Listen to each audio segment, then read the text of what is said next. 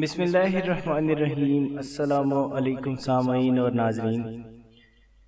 دوستو آج اس ویڈیو میں ذکر کریں گے کہ خواب میں خاک اور راکھ کو دیکھنے کی کیا تعبیریں ہیں۔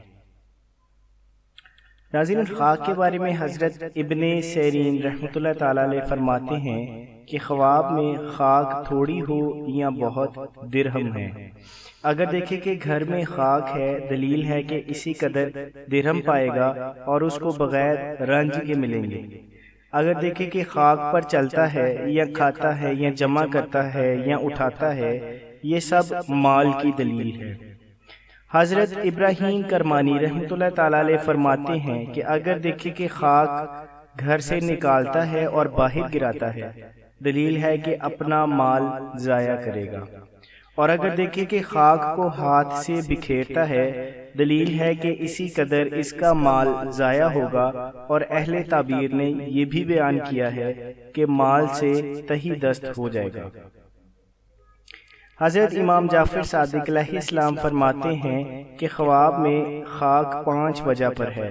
اول مال، دوم منفعت، سوم شغل، چہارم بادشاہ کی طرف سے فائدہ، پنجم رئیس کی طرف سے منفعت۔ اب سامعین بات کرتے ہیں راکھ کے بارے میں۔ حضرت امام ابن سیرین رحمۃ اللہ تعالیٰ علیہ فرماتے ہیں کہ خواب میں راکھ مال باطل ہے جو بادشاہ کی طرف سے ہوتا ہے اور کسی کے پاس نہیں رہتا۔ اول تو اہل تعبیر نے بیان کیا ہے کہ ایسا علم حاصل کرے گا کہ جس میں خیر و منفعت نہیں ہوگی۔ حضرت امام جعفر صادق علیہ السلام فرماتے ہیں کہ خواب میں راکھ 9 وجوہات پر ہے۔ اول نامقبول علم، دوم مال حرام، سوم بیہودہ کام، چہارم جھگڑا، پنجم بدکاری، ششم مکرو ہیلا، ہفتم حسرت و افسوس، ہشتم پشیمانی، نہم ایسا کام کہ جس میں بہتری نہ ہو۔